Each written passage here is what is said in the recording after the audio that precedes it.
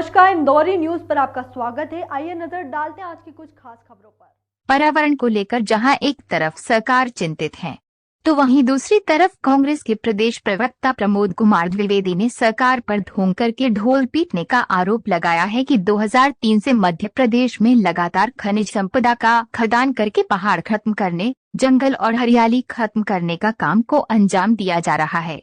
जो भी नीतियां बनाई जा रही है वो कागजी तौर पर है, फलस्वरूप रेत बालू खनन माफिया सक्रिय हो रहे हैं और पहाड़ी क्षेत्रों को मनमानी चलनी किया जा रहा है तथा भाजपा सरकार लगातार पेड़ पौधों पर कुल्हाड़ी चला रही है और हरियाली को खत्म कर रही है। माही द्विवेदी ने कहा कि सरकारी नियम है कि नवीन कॉलोनी निर्माण करते समय हर भूखंड पर 2 पौधे पेड़ लगाने की अनिवार्य शर्तें हैं, परंतु अधिकारियों द्वारा इस नियम का पालन नहीं करवाया जा रहा है। अधिकांश कॉलोनी में अनापत्ति प्रमाण पत्र जारी किया जाता है। इसी प्रकार बगीचों को विकसित किए बिना कॉलोनी निर्माण किया जा रही है। द्विवेदी ने कहा कि भाजपा सरकार हरित क्रांति के पक्षधर हेतु बताएं 53 तरीके के पेड़ों की कटाई पर से रोक क्यों हटाई। इसमें आम, इमली, नीम, पीपल, बरगद भी शामिल है।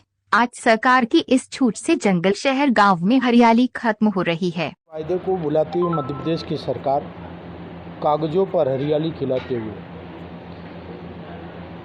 सन 2003 से ही मध्य प्रदेश में भाजपा की सरकार खनिज संपदा को नष्ट करने के लिए, इन्होंने पहाड़ों को ख़त्म करने के लिए, जंगल और हरियाली को ख़त्म करने के कई काम किए और कागज़ों पर नीतियां बनाई हैं।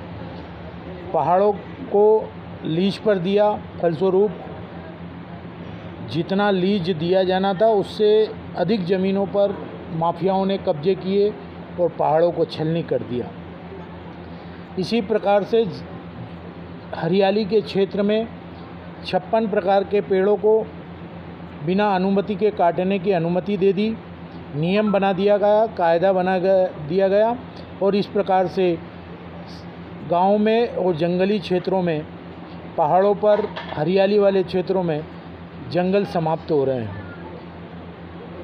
मैं नेशनल हाईवे, बाईपास, डिवाइडर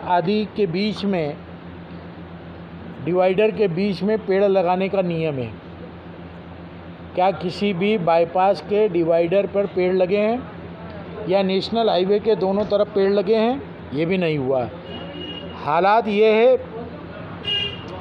कि आईडीए की भूमि पर भाजपा नेताओं ने समाज के नाम पर कब्जा करते हुए कब्जा कर लिया है। अगर ये हरियाली वाले क्षेत्र हैं तो क्या हरियाली के लिए इन्हें कब्जे से मुक्त किया जाएगा? इसी प्रकार से एयरपोर्ट की ज़मीनों पर, हरियाली के क्षेत्रों पर भाजपा के नेताओं ने कब्जा कर लिया है, क्या उसे हरियाली के लिए कब्जे को ख़त्म किया जाएगा? सरकारी भूमि निजी व्यक्तियों को जैसे एमओजी लाइन में दी गई, उस पर पेड़ और पौधे थे, क्या ये बताया गया? अब निजी कंपनियां उन पेड़ और पौधों को नष्ट कर रही हैं, क्या ये सही है? इसी प्रकार से नाला टेपिंग में अब नाले के क्षेत्र बढ़ते जा रहे हैं।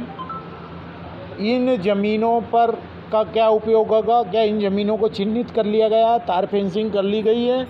क्या इन पर पेड़ पौधे लगाए जाएंगे? जो भी नई कॉलोनी डेवलप होती है उस कॉलोनी में प्रत्येक प्लाट के सामने 2 पेड़ लगाना अनिवार्य है।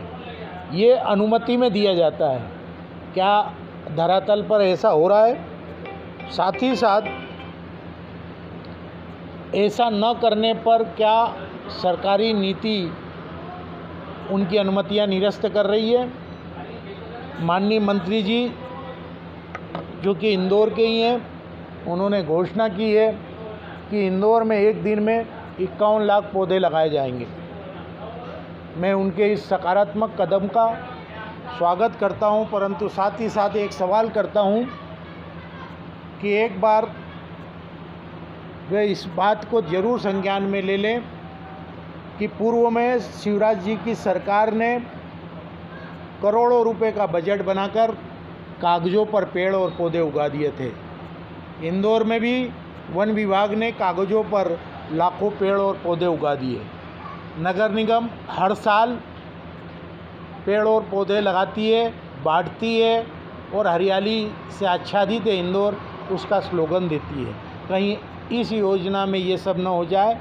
अगर उन्हें देखना हो वास्तव में योजना, तो उनके ही मित्र रहे आवास एवं पर्यावरण मंत्री रहे महेश जोशी जी के कार्यकाल को देखें, जब उन्होंने अन्नपूर्णा क्षेत्र में, विजयासन क्षेत्र में, विजयनगर आदि क्षेत्रों में हरियाली आच्छादित कर दिया था इंदौर को। कांग्रेस उनके 51 लाख को पेड़ और पौधे लगाने वाले मुहिम में सहभागिता करने को तैयार है, बशर्ते ये कागजी तैयारी न हो। शहर भर की ताज़ी खबरों के लिए बने रहिए इंदौरी न्यूज़ के साथ।